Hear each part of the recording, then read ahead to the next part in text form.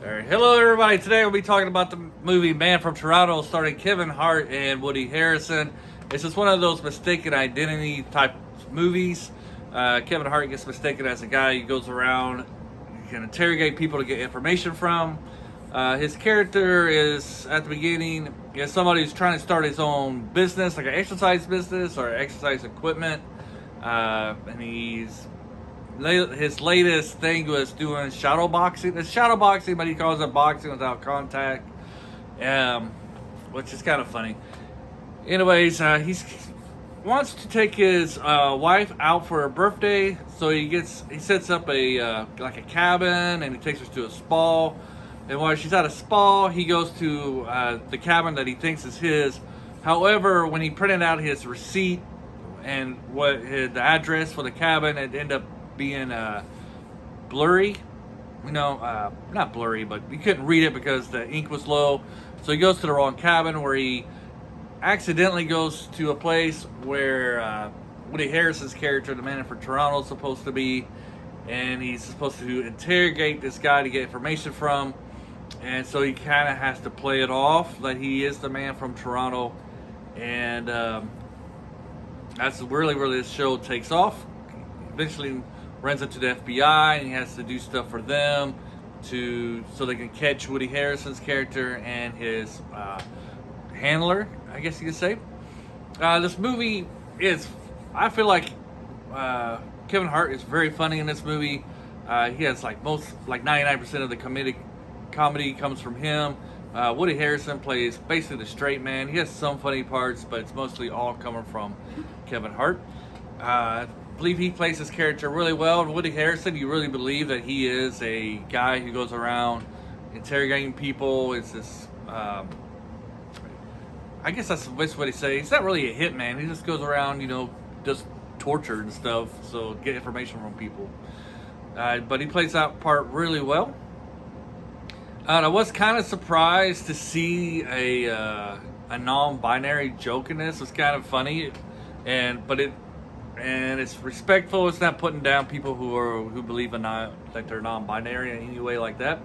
But it's something that you don't really see that much in Hollywood. And basically, I think this is the first time I've seen that kind of joking going around. The fighting scenes and action scenes are mostly well done.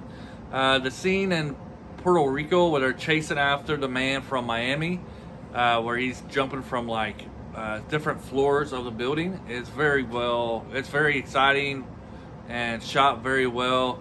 That whole sequence. However, the last scene of the movie, the final part of the movie, the action there is very messy and not very. To me, it's not very well done.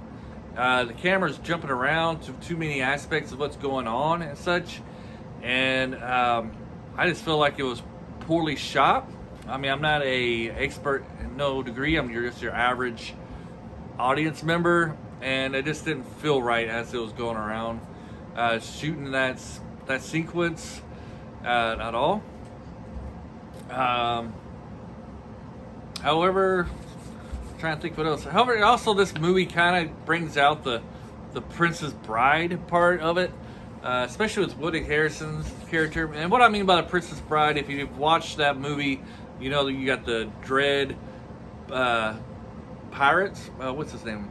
The Dread Pirate. Anyway, the Dread Pirate ploy where the guy was really the first Dread Pirate Roberts guy was really nasty. He killed a lot of people, and he got this really bad reputation.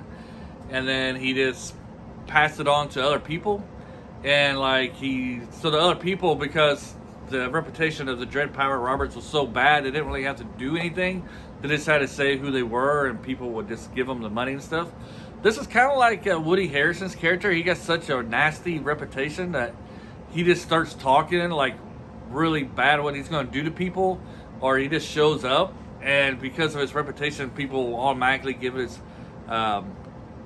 him information, which is helpful for the Kevin Hart character in this, because he's just a normal guy off the street. He doesn't know what he's doing, but he just starts talking about stuff, what he's going to do, and because the reputation of the man from Toronto is so severe that people just gives them information. And that part just kind of reminds me that does kind of remind me of the Princess Bride and the Dread Pirate Roberts character. So let's give a quick thing of on our show, on our channel. We give you 3 recommendations. We either recommend the movie, or we do it with caution, or we say stay away from. I'm gonna say we'll recommend this one with caution, even though I really enjoyed this. Realize that this is probably not for everybody. I think you'll enjoy the comedy in it. For the most part, 95% of the action is really good. The ending kind of lets you down with the action. It's kind of messy and such. And if you just want a good popcorn flick that's just there to entertain you, this will be the movie for you. Hope you enjoy this. Hit the like button if you like this. And until next time, bye.